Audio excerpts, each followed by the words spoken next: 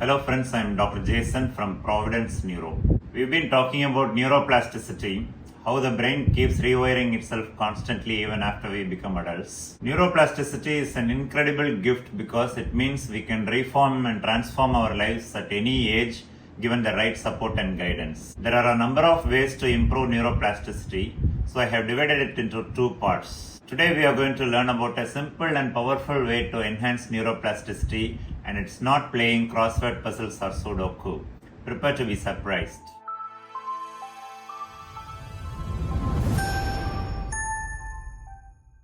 All animals have a brain. Plants obviously don't have a brain. If someone asks you what is the purpose of any brain, what will you say? Is it thinking? Is it memory? No. The primary purpose of any brain is to move. Okay? If you consider the animal kingdom, if you are a predator animal, your brain helps you to run and catch prey. If you are a prey animal, your brain helps you to run for your life. So movement or running is essential for survival, and that is the primary purpose why brains evolved. All other faculties of brain like thought, memory and emotions are secondary. Sensations, thoughts, memory and other things are useful only to decide how to move and when to move and how fast to move and all that. Nowadays we have a new name for movement, and that is exercise. Movement is what brains are designed for, and not surprisingly, exercise has a lot of interesting effects on the brain. Number one, exercise helps in secretion of a substance called brain-derived neurotrophic factor or BDNF, which is a kind of fertilizer for the brain. It helps the brain to grow neurons and form new connections. For a long time it was thought that the adult brain had a fixed number of neurons and was not able to grow new neurons. But now it has been proven that even in adult life, the brain can form new neurons and new connections. This BDNF is one of the main facilitators of neuroplasticity in adulthood. It has been dubbed as miracle grow for the brain. So consistent exercise literally helps you to grow your brain, especially the hippocampus, which is the part of the brain responsible for memory formation.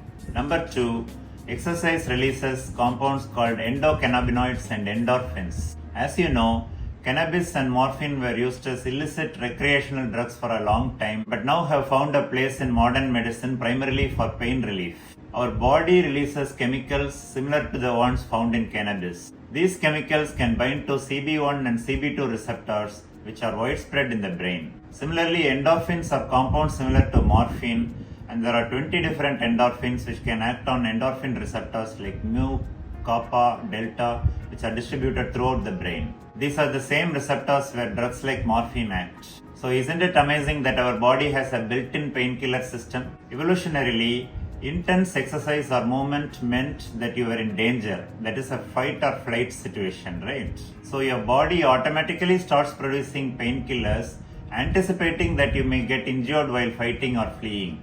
That's the wonder of nature. These chemicals are responsible for the rush of pleasant sensations, sometimes runner's experience, which has been called as the runner's high. That's the reason soldiers in battlefield don't feel the pain of even major wounds. But nowadays, exercise doesn't always mean danger. Most of the time we exercise in a safe environment, but still these chemicals get released. These endocannabinoids and endorphins can provide mental relaxation and stress relief. A relaxed mental state is important for focusing and forming new memories, and stress reduction is one of the main mechanisms by which exercise improves neuroplasticity. Number 3, exercise also improves the levels of neurotransmitters like dopamine, which is required for motivation, and acetylcholine and norepinephrine, which are important for formation of new memories and new learning. One neuroscientist said, your brain gets a wonderful bubble bath of neurotransmitters whenever you work out. These neurotransmitters are designed to improve alertness, provide motivation, and enhance memory formation in any life or death situation, like fighting or fleeing. But again today, exercising doesn't mean a life or death situation. Usually we are safely exercising at the gym or even at our home, right?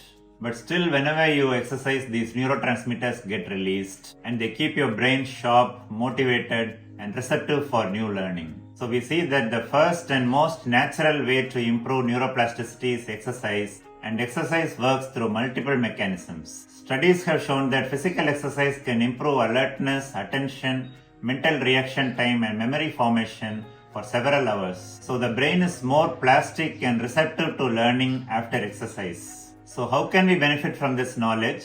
We can strategically time our learning sessions to happen after an exercise session. That way your brain will be much more focused and receptive to learning. If you're studying something, you can take a 5 minutes break and do some sit-ups or push-ups. That will help your brain remain sharp.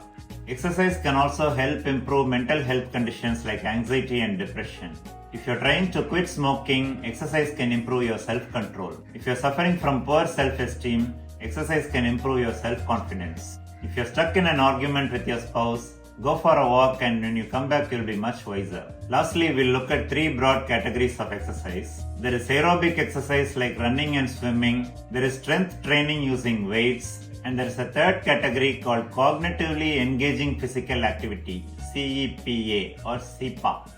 The CEPA includes team sports, martial arts and dance. Basically physical activities which require precise movements, so they actively engage the brain. Aerobic exercise instantly improves your mood, relaxes your brain, and consistent aerobic exercise results in secretion of BDNF, which improves neuroplasticity. Strength training improves gray matter volume in the cortex, that is the thinking part of the brain, and helps improve self-confidence and self-esteem. Cognitively engaging physical activity or CEPA also helps in improving your social skills and decision-making skills, along with providing all the benefits of aerobic exercise and strength training. So the take-home message is, exercise is the #1 intervention that improves neuroplasticity and brain health. In the next video, we'll see 3 more practical interventions that can improve neuroplasticity. If you found this video useful, please give it a like, share it with your friends, and don't forget to mention your opinion in the comments. Thanks for watching. Meet you in the next video.